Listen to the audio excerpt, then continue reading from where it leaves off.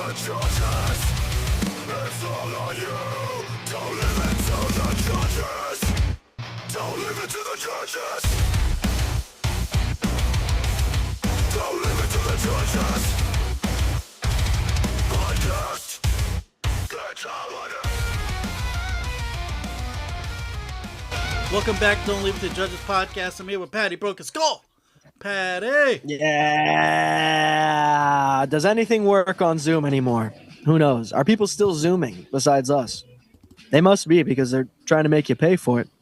Speaking of paying for stuff, you know, the UFC has a real issue with that. They like to make their fans pay for watching. And I don't mean money. I mean just hurts, you know? It just hurts.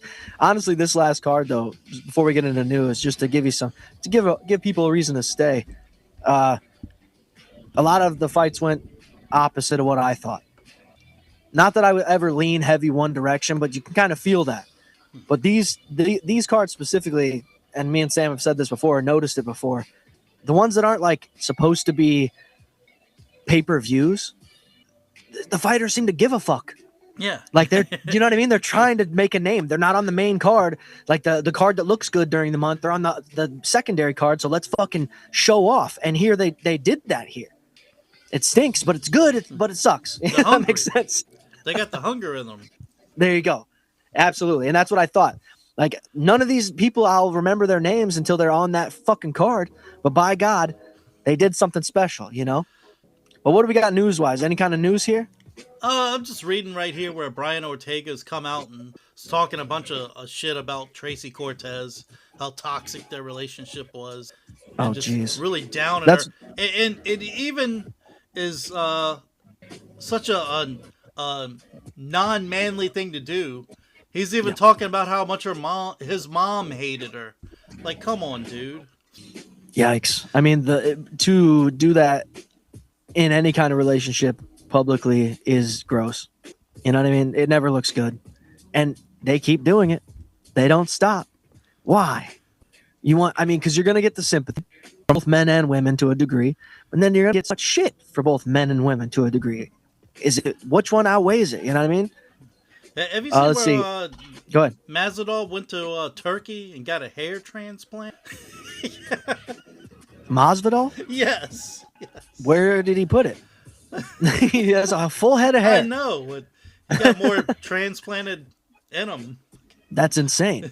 He's like, I just wanted more armpit hair. What the like? What are you doing? Here's the thing I'm seeing from MMA fighting. A quote from Aaron Pico saying that UFC 327 was a must win for him. Like his job was on the line. Which I mean, hey, dude, feel that way anyways. Yes. I feel like everyone's going to work a little harder if that's what they think, right? Hey, my head could go on the grinder at the end of this week if I don't do the thing I'm supposed to do. I'm going to fucking do the thing I'm supposed to do early, right? That's at a regular job. You're going in there to fight, dude. Go in there and try fucking bite him, dude. Make a clip out of it at least. You know what I mean? That one guy who bit that dude's arm, that went viral a little bit. It's something. Like so many of these guys are going in there and being like, "What we got 15 minutes, man. Let's make it count." Like, dude, if I could get 60 grand for 45 seconds, why am I trying to spend 15 minutes in there? So that way you know who my name now, that I have other skills. Who gives a fuck? In and out, daddy. Let's get the money. But yeah, I don't know. What do they do with Aaron Pico next is the whole thing. Because what was it? Was it Pitbull, right? Was his second fight? Yeah. Correct? Well, that was okay. So then he ended up pulling that one off. And now he's got to go. Where was Patricky sitting? You know? It's too tough of a division still. And even like a guy who you could consider old, like Justin Gaethje, is still terrifying against, you know what I mean? Mm-hmm. Him against any of these new guys, you'd still be like, that's still a tough fucking fight, dude. Even this late in Justin's career. Now, the end of that man's career is going to be something to watch. That's a dude that took some punishment. Him and Michael Chandler are going to be hanging out in a fucking old folks' home drinking out of the same straw. Take your water, Michael. It's true, man. I mean, I hope not. I hope because there's more research. And Sam and I have talked about that Chris Nowinski from Nowinski or whatever his name was from WWE that went on to be like the brain doctor. And Rob Van Dam was out here trying to do stand-up here recently. And they did a little documentary movie about it and how they showed he basically talked about his own concussions, how his vision was blurry. He did it, and they were basically saying he shouldn't even go on stage just to do stand-up comedy. Now, you can imagine when they showed the highlights of Rob Van Dam getting these concussions, it looks so much worse than somebody like taking a jab or a hook or maybe not a head kick. You know what I mean? Getting slammed on the floor is a little bit different than a head kick, but still, they say the light shots are the ones that fuck you up the most. You know, I don't know. I just thought it was pretty interesting that Rob Van Dam's out here trying to do comedy and that CTE is so abundant, but have they figured it out? Because guys like Gaethje, Jeremy Stevens, you know what I mean? There's guys, even Nate Diaz, you can't tell me that his speech isn't different now than it was 5 years ago. Hey, man, can't understand yet. Like, that's how he talks. Is that how he's always talked? I don't think so. It can't be. And then they're still like letting them fight. Because what Spencer Fisher is the prime example to me that I think you and I remember. If you look at any videos from that guy and remember his fights and think about the dudes, how they fight today, so many more of those guys are going to be out there. You know what I mean? Helpless, basically, because there's no fucking pension once you stop being a UFC fighter. They already complain about the pay itself. Yeah. They don't get any help afterwards. Yep. So yeah, man. So we want to talk about this card that just went down in Canada. Absolutely. So the first fight, Got to. we did at least have a finish. John Yanis. I mean, he ended up the other guy. I don't know. His fight started off kind of slow, and then man, he had Yanis. His boxing was just on point. This guy's so accurate with his punches, and he ends up.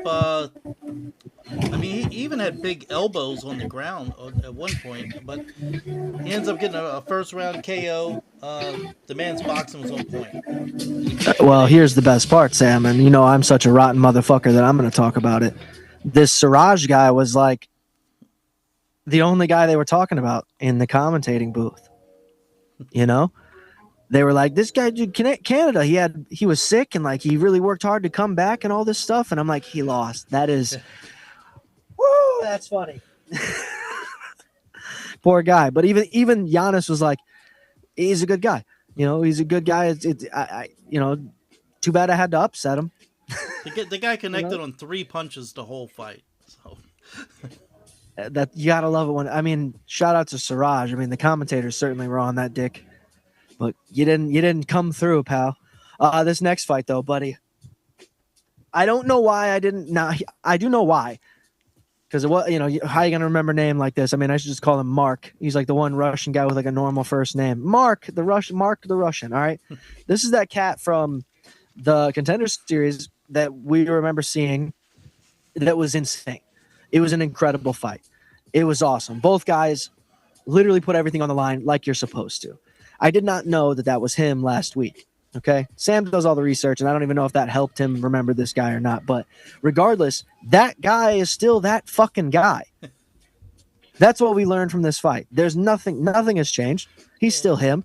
Hey, now, he I did mention last week that he was the guy on a Contender Series where both people went to the hospital and got contracts. Okay, that's right. But again, in my head, I'm like, I'm thinking of 4 different fights where the guys weren't there at the end. I wasn't thinking of this one specifically. Maybe if you mentioned the Russian versus like the tall, skinny Mexican fella, that might have been a thing. Might have leaned more that direction. Would have still probably not helped.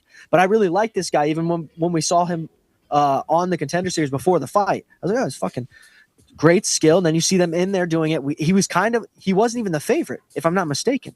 I believe the other guy was from some camp. Like they knew who he was. Mike Brown was his coach or whatever. He knew another fighter. And this kid was coming out of nowhere, and they beat the dog shit out of each other. And that's sort of the same thing we just saw here. John Castaneda, Mark Vlogden. War. Absolute war. To the point that they couldn't decide who won. And I'll tell you what, John was beating his fucking ass for a while to the point that Mark just smiled at him. You know what I mean? Like, that's gross, dude. What is this, Fight Club? Again, another guy where you have to be like, what's his life going to be like in 15 years when he's not fighting anymore? Yeah. Castaneda would have won. He got that point taken away from him. That's true. You know, one judge even had it 29-27 for him after the point was taken away. But here's the thing that you do with this guy, though. You never get rid of him. Yeah. Yeah, how do you get? This is a perfect guy. Hey, man, can you beat his ass? Can you finish him? Well, then you're not moving up. What? And I'm gonna tell I mean, you, the guy was- Castaneda. Go ahead. This is the way he used to fight. I'm talking about Castaneda. I know you're talking about the other guy, but Castaneda used to fight like this all the time. Sure. And I we remember. haven't seen it lately. It's been a while since this guy's opened up throwing strikes. He Maybe brought he it out thought of his him. UFC He brought the dog. was on the line. It's maybe you're right. Maybe that's what we got to do to all these guys. Give them 1 fight contracts. Hey, man, you might make back what you do in this fight. You gonna make it a show or no? All right, JJ Aldridge, who cares? Melissa Crogdon, who cares? Go Adam Sarkaman. What do you think about that guy? Whoa. he skipped him too. So, yeah, fucking, man. This was way too back and forth. I mean, Boser was throwing a ton of leg kicks. And, yeah, finally, this guy figured out what to do when he threw a leg kick. Catch it and bust him in the face. So, yeah, he finally put Tanner out by KO. But, man, he should have been done it. Tanner Boser, Sure. he's washed up in my opinion. I know he's won his last several fights, but both these guys were brawlers. I kind of figured this would be like this. The next fight was very surprising to me, though. Well, I think the final conclusion to that Boser Gokhan fight or whatever is not helping the division. No.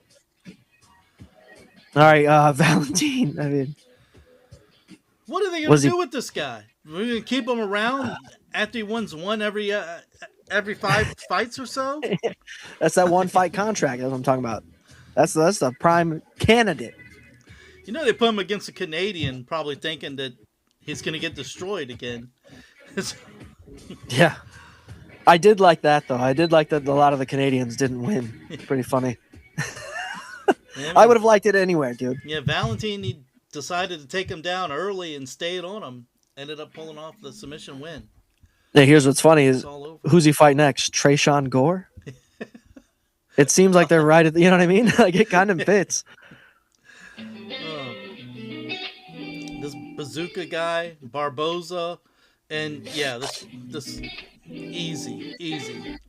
I mean, but you got to change your name now, dude. You can't be the guy getting knocked out with the last name like that. You know what I guy mean? gets knocked out all the time. He's the Austin Lane of the featherweight division.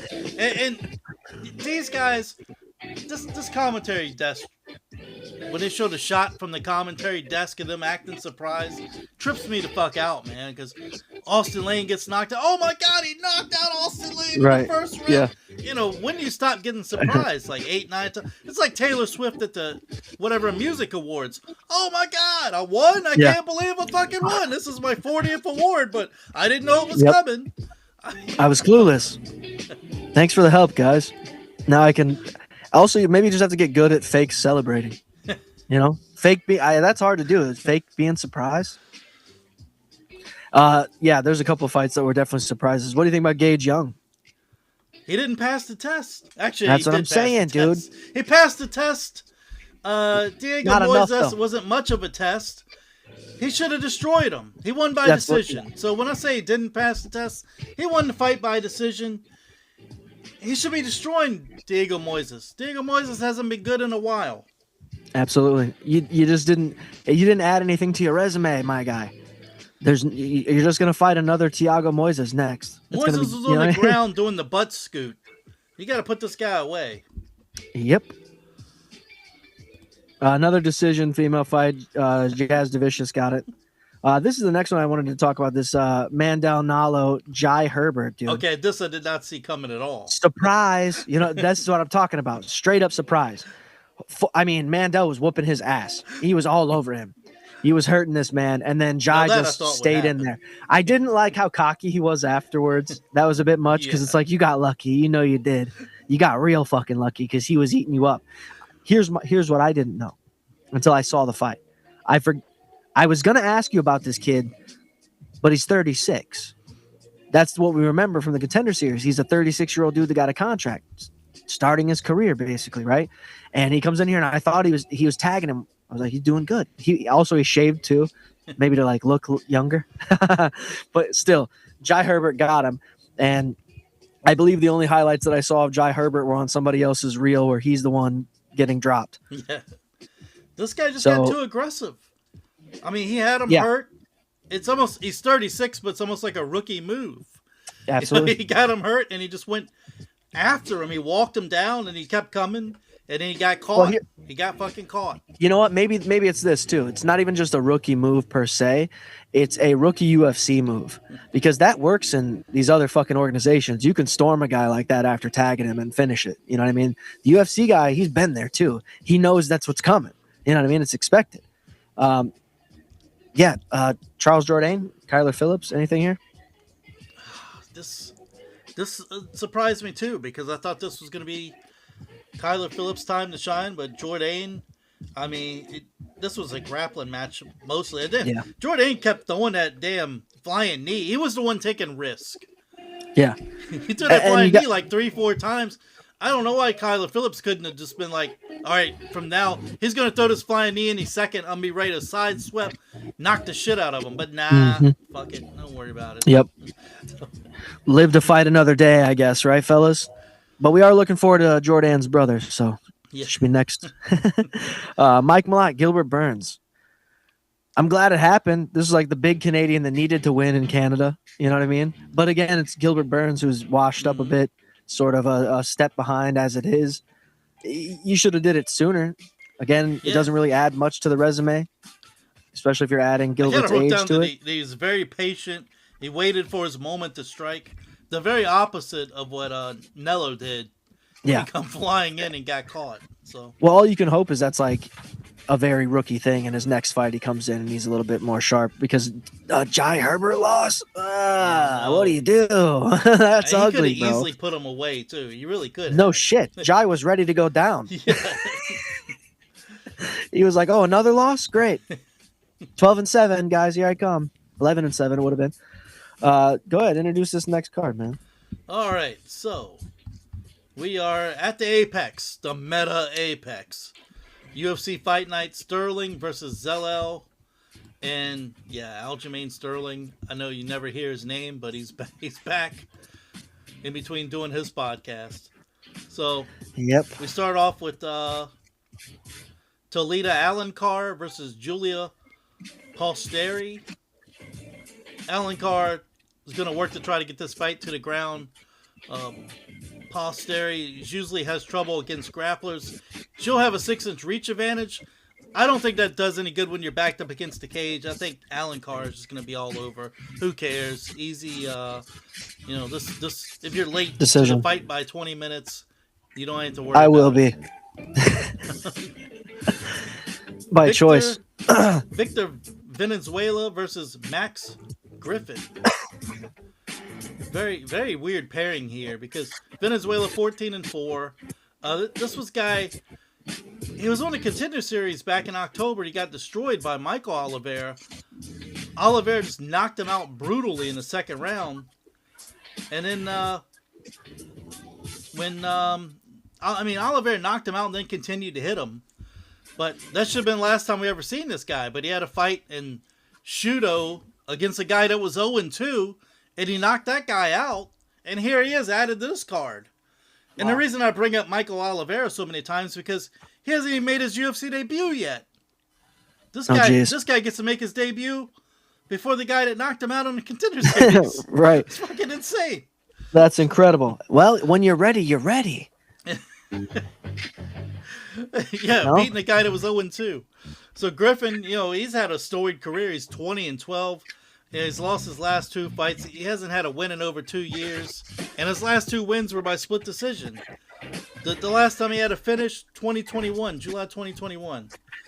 Yeah, but Max is the type of guy, he can start you if he wants to. It just depends. He's been so boring his last couple fights. Sort of Floyd Mayweather style. Just a lot of point fighting. At least from my eyes. It hasn't been very action-based. I agree. And this next fight... Hold on, let me ask this. Max Griffin's not easy to put away. He doesn't, right? I don't recall very many KOs or submission losses on this man's record. He's 20-12. But I think those are all decision losses, right? I don't know. I have to look that up because usually if there's a lot, I can say most of them are going to be by decision because if there's more than a couple, I got that in my notes right here. You know what I'm saying? Sure. Yeah. Yeah. It would be like 4. He's been knocked out 4 times. Yeah. Absolutely. You So hear yeah, me say that all that's the time. weird too because that also shows his he's durable even in his later stages. You know what I mean as a fighter. So what kind of Victor Valenzuela are we gonna get? You know, he's at 12 losses. He's been knocked out once, submitted once, and lost by decision 10 times. So he is hard to put away. There you go. And 172, which seems kind of big for Max. Like, right? Was he always 170? You know, I just don't- he might not even come in of weight. You know what I mean? So, Yeah. He's like barely making 170, even after. He barely drank the water. Francis Marshall here, though, fighting a guy I don't have a picture of. Who's Lucas Brennan? Well, this fight was added late. So late, I don't have shit on it. I just know both of these guys are fucking grapplers, and this is going to be some boring grappling match. And Lucas Brennan, he's 11-2. He's 8 submission wins. And he's only 25 years old. So he is 5'11", where Francis Marshall is 5'9". Let's see what about his reach. Let me go look at that real quick. Should have been prepared. But yeah, Well, it's just Marshall's go ahead. only got 1 inch on him. But the thing that I find interesting is that Francis is down here fighting this guy, like a new guy to the division, and Francis is because he's been around for a bit. It just shows his inconsistency, and this would look really bad for him it would, if he gets stuck. because this is Brennan's UFC debut. He's had a bunch of fights in Bellator his whole career almost. His whole career is Bellator. He won 9 straight fights in Bellator to start his career off. And then he lost a fight in PFL and a fight in Fury FC. And then he's won his next 2.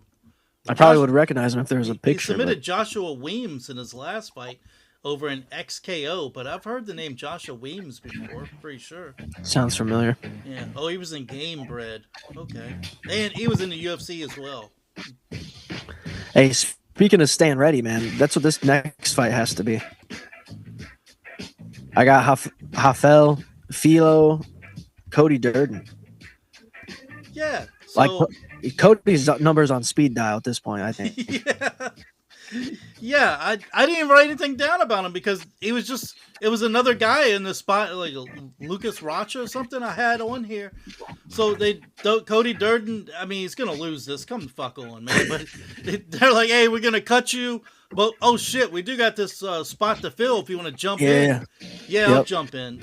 But I mean, he hasn't been that long since he's fought. But you know, Philo is 17-4. He's 5 KO, 11 sub wins.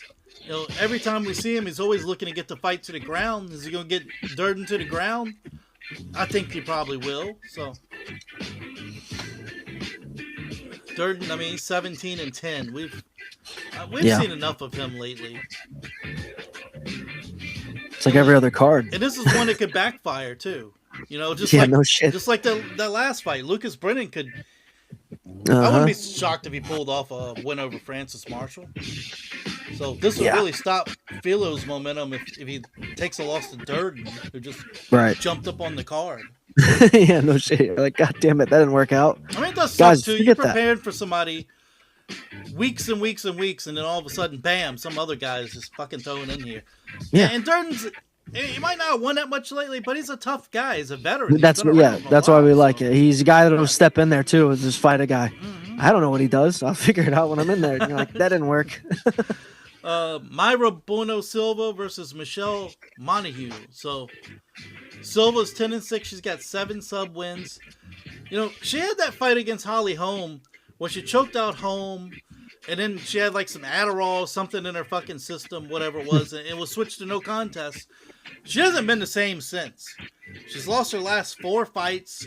I don't know what the fuck happened. She was up there at the top. Yeah. She has not been the same. So Montague, 7-0, 6 sub wins. She made her UFC debut in her last fight and won by decision against Luana Carolina. And I think she probably wins this by decision as well. Because Carolina is a really good wrestler for a takedown person to stop Carolina from getting takedowns and grapple with her. So is Michelle like a threat? What's she good at? 7-0. She's no threat. Okay. She's no threat. Your favorites next. One of your favorite guys. This guy, so Jackson McVeigh versus Shadrikus Dumas. Yeah. McVeigh 6-2, 3 KOs, 3 sub wins.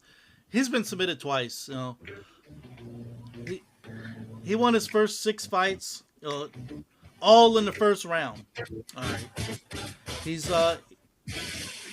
then made his UFC debut and was submitted in the first round with the armbar against Bruno Ferreira. And then he fought again and was choked out in the second round by Zachary Reese. So he's 0-2 in the UFC. Funny, that isn't saying much for him at all. That's Reese awesome. has been fucking terrible. I mean, that's like a fake. It sounds like a movie. You know what I mean? Like, it's so unrealistic. I mean, a guy won 6 fights straight. The UFC gave him a contract and then immediately was dog shit. There's no way that's real. Well, Dumas is almost as bad. I mean, he's almost the same way. He doesn't want to get punched, remember? Yeah. He will not let you punch him, and he doesn't do anything about it besides run. He's 3-4 and 1 no contest in the UFC. So he's got 8 fights in the UFC, zero finishes. Ugh. Surprise. I think he'll probably take McVeigh to the ground. I mean, he's got to. At this point, it would be a trio of fucking chokes out. Dude, goodbye, Jackson. Back to the fucking... He's got to rewrite his whole life after that, dude. Because 6 in a row, you're on a high horse. The UFC calls, bro, let's go. I'm in. 6, bro. I'm 6-0. Who's fucking with me? He's got the long hair. His name's Jackson. Last name McVeigh doesn't help, but those other things are good for him. He's in there. People know him. And first UFC fight, he's hyped. His coach is hyped. Everybody's like, whoa, payday, bro. Let's go. Fucking loss. All right, man, hold on, guys. Back to the drawing board. All right, we got another fight. That's cool. We got a contract. We got more than one fight here. This is me pretending to be Jackson talking to this team. He's like, look, that was an accident. I fucked up, man. I was too confident. All right, bring me down. Bring me back, boys. And then they do that for the next fight. He fucking loses again.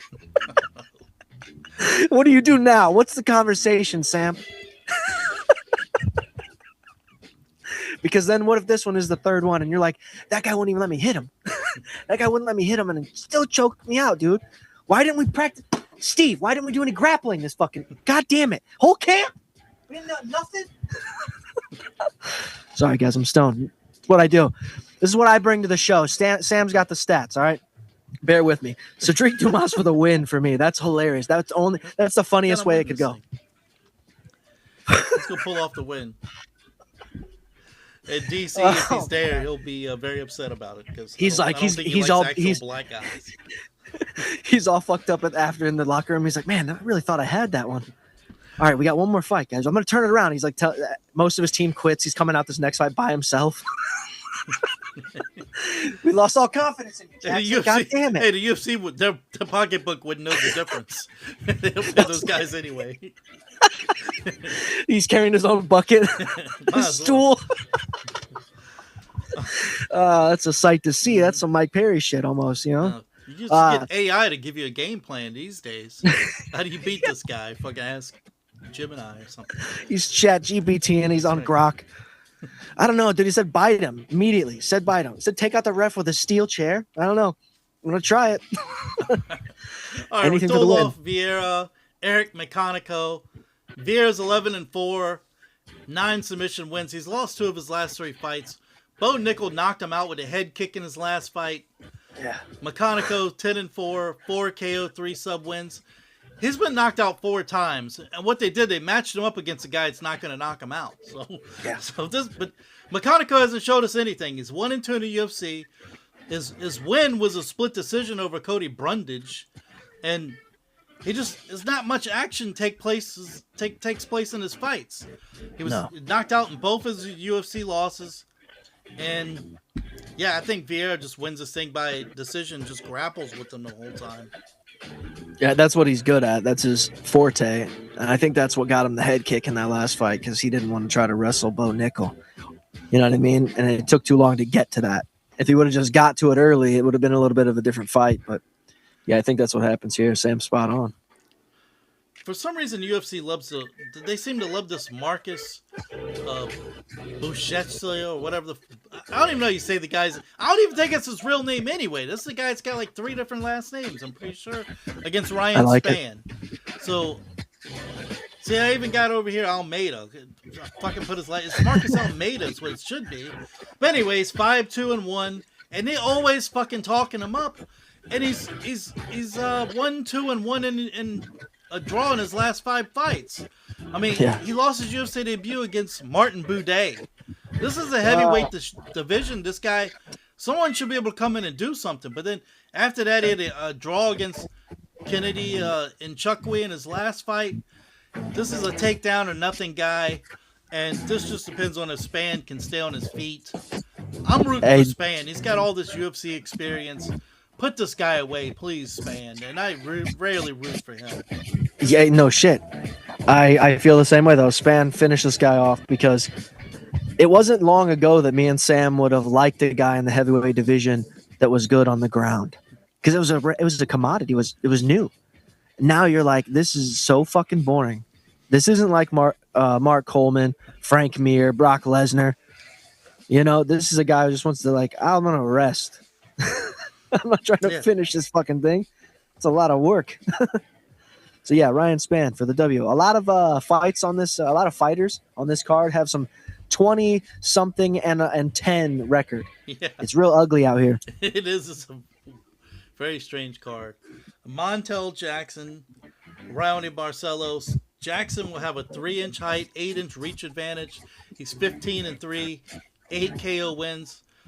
This guy was on a roll. He had won 6 fights in a row, but then he went in his last fight. He lost a split decision against Davison Figueiredo, which if this was a few years ago, you'd be like, no shame in that. But now it's shame in that. So he's got sharp hands, but sometimes he's hesitant to throw those strikes when he's afraid of getting taken down. Yeah. Figueiredo did a lot of feinting, a lot of faking the takedown, and this guy wouldn't strike. So if Barcelos watched the tape, I mean, he's a, he's 21-5, 3 KO, 3 subs. He's won his last 4 fights. Just a gritty vet, man. I think Jackson got exposed in his last fight against Figueiredo. To me, if I saw the tape, I would be like, you got to take this guy, fake the takedown over and over and hit him in the face. Yeah. Montel Jackson's build, too, is something that you can't even do like in the UFC game. You cannot make a bantamweight have that kind of reach advantage or height advantage. That's insane. And for him not to be more successful here is kind of bizarre because you're given that great of an advantage where you can maintain that, 135 frame and still be successful. Because most of the guys that have this kind of build, like we've talked about before on this podcast, they're fucking great. They're scary. They're great strikers. They're grappling hard to deal with because they're so long. And Montel in that last fight, you're like, is he new? This is his first fight? How good is Davison? Good God. All right, Davey Grant, Andre Luna, Martinetti. All right, so Davey Grant, he's 40 years old, 17-8. 4 KO, 9 sub wins. He's been submitted 5 times. He comes in, and when he's fighting someone average or even a little above average, he does good. But when he gets just a little higher competition, he fails. So he was destroyed in his last fight by Charles Jourdain. Jourdain bloodied him up with kicks and punches to the face and then choked him out. I mean, I think he's playing gatekeeper here to a guy making his UFC debut. Martinetti's from Ecuador. He's 17-1, 4 KO, 6 sub wins. He's won his last 15 fights, but most of them were against guys with losing records. He's coming off a decision win on the Contender Series, where the fight was back and forth. Both guys dropped each other. Dana White he signed both of them, and this is another one where both guys had to go to the hospital. Okay. So, but he should be able to get Grant to the ground and end up choking him Well- out. He likes to use a rear naked choke. He's used it several times. The last thing that I remember us talking about with Davey Grant was it being like his last fight. Then we also had sort of discovered that some of these guys might be really popular wherever they're from. And I think that's what's happening with Davey Grant with that, what's his name? Jamie Malarkey. There's guys that are just too popular where they're at. If there's an opportunity to get them on a card, take it. Because I don't see a real gatekeeper here with Davey. He's too, not that he's bad, but he's too old. He's 40. And I think if this is gatekeeper, this is like bottom 50 gatekeeper.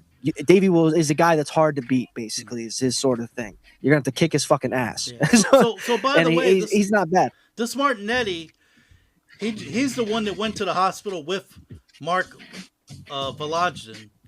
This is the guy that actually won the fight by decision. Okay, so yeah, this is gonna be another one of those fucking wars. Can he put him away? I mean, that's interesting that both guys sort of fighting guys like John Castaneau, very much a You're right. war type. It's weird, right? They It's felt interesting. comfortable enough Good to put him in there pairing. with UFC vets. Oh. We can't not give credit where credit's due. I mean, Mick Maynard and fucking Sean Shelby doing their job here. Whoever put that together is very smart because for sure Davey's going to stand in front of you and they're going to try to bang this out then. Rafa Garcia, Alexander Hernandez. This should be an interesting fight. Garcia 18-4, 8 sub wins. He used to come in and look to get you on the ground and choke you out, but lately he's been willing to stand and trade. He's won 4 of his last 5 fights. He knocked out Jared Gordon in his last fight. I mean, he had a lot of success landing short elbows. Hernandez 18-8, 8 KO wins.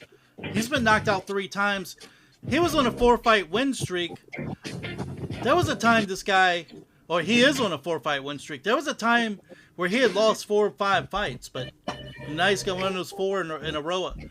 This is a tough one. I think Garcia, I think he has the advantage, though. I think Garcia is, like you said, he's the type that'll get violent in close. And that's going to be a huge factor because Alex, he's going to try to be on you too. It's going to be a fun fight, dude. I don't think this is something that's going to end early. All right, we got Norma Dumont versus Jocelyn Edwards. 2 girls on a roll with winning streaks. Dumont 13-2. I mean, it doesn't seem like she's 13-2, but she is. She's won 6 fights in a row. She only has 2 finished wins. It's a shame. Both submissions. No UFC finishes, of course.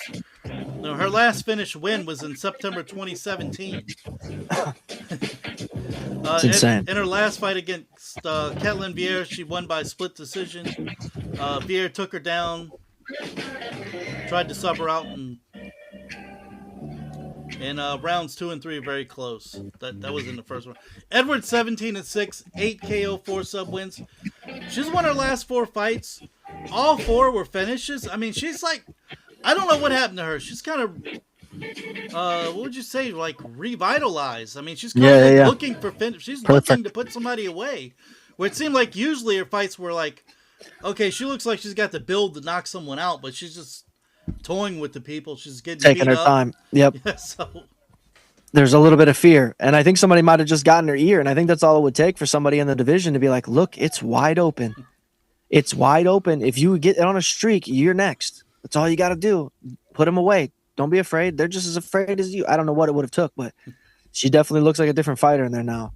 And Norma was another one that was, with their streak there, that they were like, okay, this is possible to be the next. And it's just not, it's not been flashy enough to sell it. If that makes sense. And that sucks. That's the case, that's how it has to be, but it is still sports entertainment, folks. You got to make it entertaining. Just because you win 8 fights by decision, Bilal Muhammad, doesn't mean you should be a champion. Aljamain Sterling, Yusuf Zalal. Sterling is 36. He's a wrestler. He's 2-2 in his last 4 fights. His last fight he won, it was a decision win against Brian Ortega. It was a snooze fest. Zellel, this guy, I'm rooting for him so hard because he's 18-5, Yep. 4 KO, 10 submission wins. He's got a 3-inch height, 1-inch reach advantage. But this is Zellel 2.0, man. Speaking of the same thing we were talking about Edwards, this is even more. He come into UFC, lost 3 straight, and then he had a draw. He was released from the UFC, and he's been back with the fucking vengeance. He's won his last 8, including 5 UFC fights since he's been back. He wastes no time jumping on you, taking you down, getting all over you.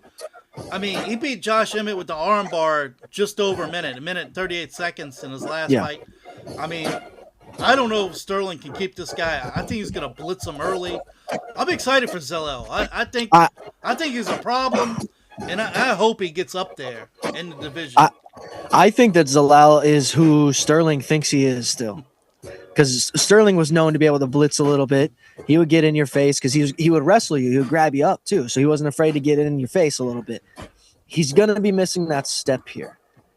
Zellel is also a little bit bigger, if I'm not mistaken, right? 5'8" to 5'6", 72 to 71. Okay, a little bit bigger. And like you said, this is 2.0 Zellel. This is a guy that came in and they had put all their eggs in his basket. And this is the shit that I laughed at when he first came on. Like, ha! You dumb motherfuckers. You tried to tell us he was the star. He fucking lost all 3 fights. See ya. Well, they saw something that we didn't see before. We're just fans. You know what I mean? This isn't our job, per se, to go out and find the next star for the UFC. But you can tell a little bit. And he's got it back. Where you're like, you could see people rooting for him, making him a champion, him wearing that title, and being a real fucking problem in the division. And beating a guy like Aljamain Sterling is perfect. Because he was already there. Guys, support the show, w.gg, promo code judges. Get that 10% off. Check out Comedy Crawl Space on YouTube if you haven't already. Check out Judges MMA on YouTube. You can get the full episodes over there in video form, sort of. And Tectonic Cult on the Instagram, YouTube, and all that stuff. Don't leave it to the judges on Instagram and Twitter. And we'll see you.